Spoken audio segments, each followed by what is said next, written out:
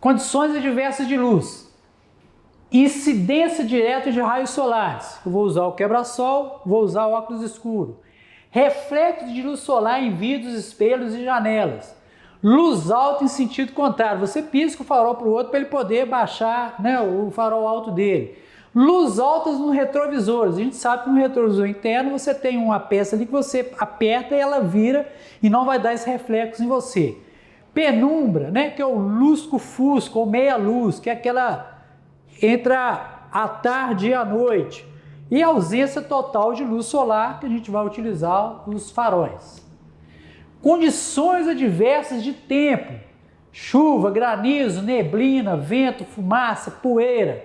Vamos pegar aqui, pessoal, é muito importante o quê? Manter as palhetas do limpador do para-brisa em bom estado, manter os vidros sempre limpos e desengordurados, redobrar a atenção e diminuir a velocidade em todas essas condições adversas de tempo. É o principal, redobrar a atenção e diminuir a velocidade, aumentar a distância de segurança do veículo à frente, redobrar os cuidados nas curvas e na frenagem. Sempre que for fazer uma curva, reduz antes, 2 mãos no volante e evitando frear na curva. Dependendo da visibilidade, acender as luzes de posição no farol baixo. Na chuva, vamos pegar a questão da chuva aqui, que é o mais perigoso de todos.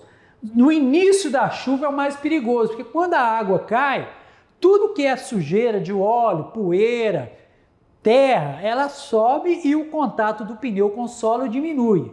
Então, qual o procedimento?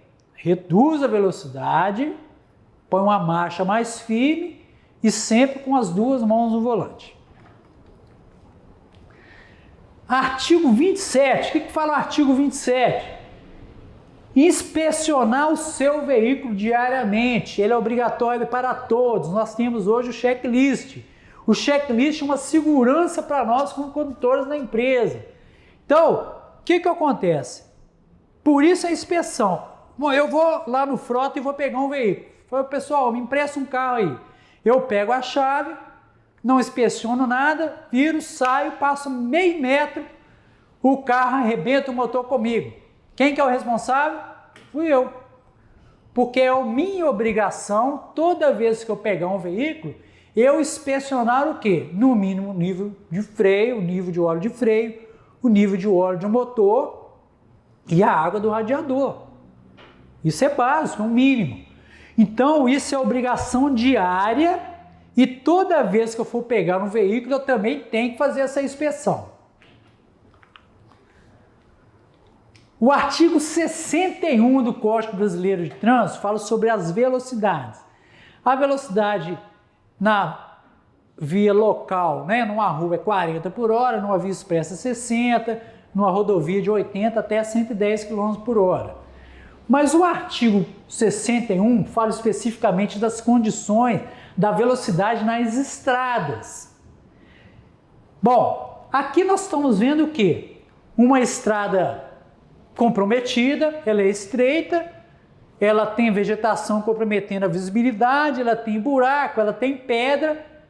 Nesse caso, a gente pode andar 60 km por hora? Sem chance. Aí nós vamos relacionar o artigo 61 ao artigo 43. O que o artigo 43 fala? Olhe bem, ao regular a velocidade, o condutor deverá observar constantemente as condições físicas da via. Opa, espera aí. Aqui fala que é 60, mas eu preciso avaliar a condição da via. Se eu estou numa via nessa condição adversa, eu não posso ir a 60. Eu tenho que me adaptar a ela. Eu estou numa rodovia que a velocidade é 80 por hora, está chovendo muito. Eu tenho que andar 80? Não. Eu vou andar 70, 60, eu reduzo a velocidade, reduzo a marcha, fico numa marcha mais firme e vou estar me adaptando a essa condição da via. Eu vou me adaptar à condição do veículo e da carga. Você que dirige caminhão, você lá está carregando um poste em cima da carroceria. Você tem que adaptar a essa condição ao veículo e à carga. As condições meteorológicas, está chovendo. O que eu tenho que fazer? Diminuo a velocidade, põe uma marcha mais firme, aumenta a distância de segmento do veículo à frente. A intensidade do trânsito. Olhe bem, você que está aí na sua cidade, deu 5h30 da tarde que a turma vai lá buscar as crianças na escola.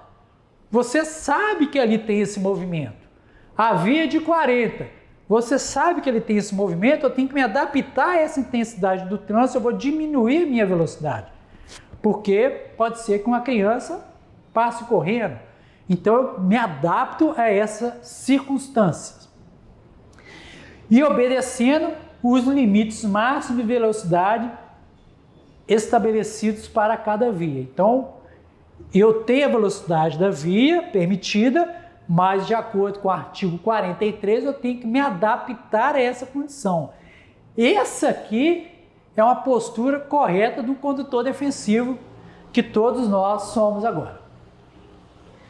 Condições adversas de via. Como que eu vou me adaptar? Se tem uma sinalização inadequada ou deficiente, você tem uma pista defeituosa, mal conservada, com buraco, você está na rodovia, cheio de buraco, a velocidade é 80. Eu vou 80? Não posso. Não posso, porque é uma via, né, que tem essa condição de me adaptar a ela. Curvas de nível mal projetada ou mal construída. Ocorre. Lombadas, ondulações e desníveis. Eu sei que ali existe uma lombada, um quebra-mola. Eu sei que ali tem ondulações, eu vou me adaptar a essa condição, a essa velocidade. Inexistência de acostamento. Má conservação, buraco, falha, irregularidades, pista escorregadia. Tudo isso eu vou me adaptar de acordo com o artigo 43 que nós vimos lá. Condições adversas de trânsito, nós já comentamos lá atrás. Trânsito lento congestionado. Área de aglomeração com grande circulação de pessoas. Presença de motociclistas, ciclistas e outros veículos não motorizados. Trânsito intenso de veículo pesado, lento e comprido. Você vai pegar, quem é de Cachoeira aí, aqueles caminhões de pedra, não é? É uma condição extrema. Eu vou me adaptar a essa condição. Comportamento agressivo e imprudente dos demais motoristas. Se você está vendo que está vindo alguém atrás de você piscando farol num movimento desse, o que você vai fazer? Vamos facilitar a passagem para ele, deixa ele passar. Condições adversas do veículo. Suspensão desalinhada e rodas desbalanceadas. Limpador de para-brisa, retrovisor, freio defeituoso. Pneu gasto mal calibrado. Gente, pneu precisa ser calibrado toda semana. Você calibrar de acordo com o que fala o manual. Normalmente está ali na porta ou no tanque de combustível. Além de você ter mais segurança no veículo, além disso vai gerar economia. Você tendo um pneu bem calibrado toda semana, ele gera uma economia de 5 a 7% de combustível. É importante essa economia para nós, para a empresa, né? Falta ou deficiência dos equipamentos de uso obrigatório. Freios deficientes, lâmpadas queimadas e farol desregulados, né? E o cinto de segurança, né, que previne acidentes, é uma forma de direção defensiva muito útil e eficaz. Então isso tudo aqui no seu checklist diário lá, se indicar, você só tem a obrigação de sair com o veículo em perfeitas condições de uso. Esse aqui é um vídeo que nós vamos ver a importância de manter o pneu calibrado e como que ele, quando ele estiver descalibrado, a diferença de calibração de um pneu para o outro, o que isso gera na dinâmica do veículo. Vamos assistir o vídeo. Em uma estrada, 1 entre cada 10 acidentes graves é causado pela pressão incorreta dos pneus. Quando se faz uma curva, os pneus sofrem uma deformação. Se eles não estiverem calibrados de forma correta, essa deformação acaba sendo maior do que a normal. E o resultado...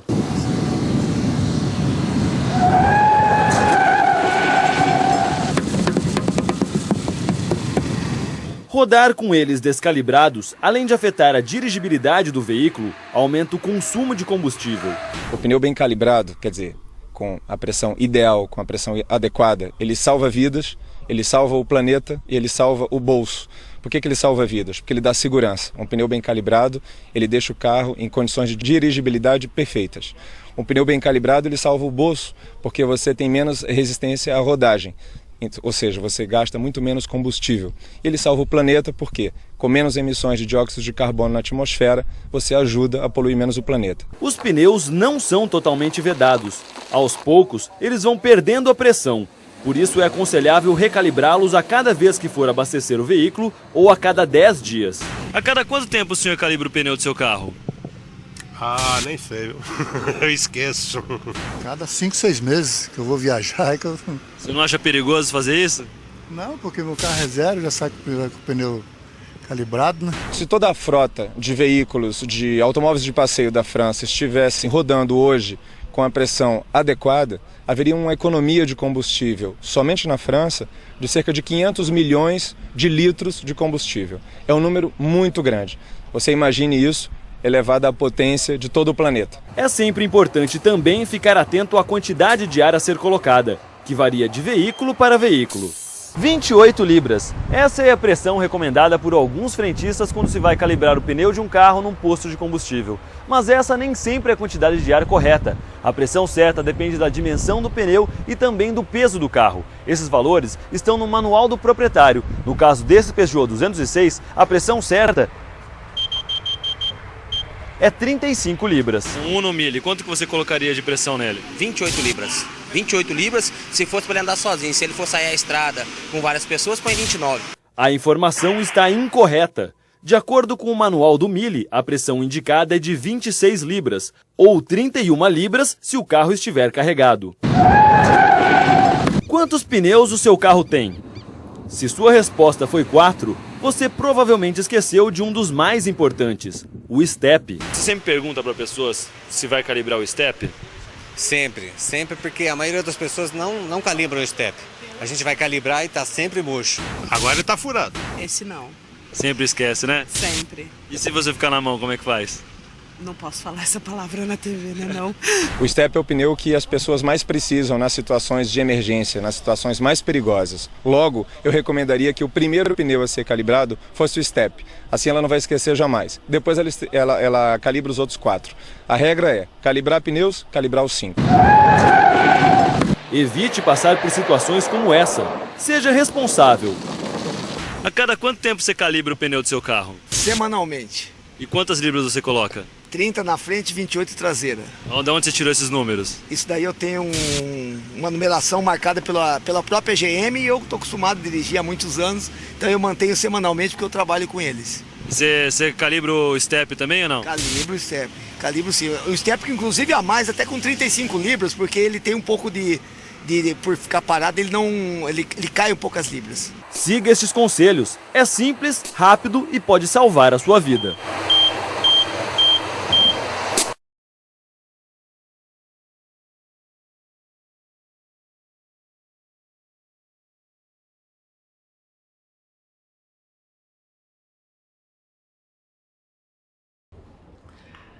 Condições adversas de carga. Carga mal distribuída, mal arrumada ou acondicionada inadequadamente. Vamos pegar para o nosso exemplo. Nossos veículos utilitários médios que têm malões. É muito importante distribuir bem ali os equipamentos para que ele esteja no meio termo. Os postes que nós carregamos, ele precisa estar sempre bem amarrado e enforcado, tanto no malhar traseiro quanto no malhar dianteiro. Uma condição, você desconhecer o tipo da carga e as suas características. Você precisa conhecer o volume, o tamanho e o peso da carga. O seu caminhão, ele tem um limite de carga. Então você precisa saber qual é esse limite. Nós temos lá um baú, o equipamento, guindalto, nós temos a própria carroceria, que já é de ferro. Então isso tudo vai somando no peso bruto total do caminhão. E você precisa saber qual a quantidade de peso que você pode carregar no seu veículo. Encerramos aqui a parte 2. Vamos agora à prova e pode ficar tranquilo, porque tudo que está na prova foi falado aqui nos slides.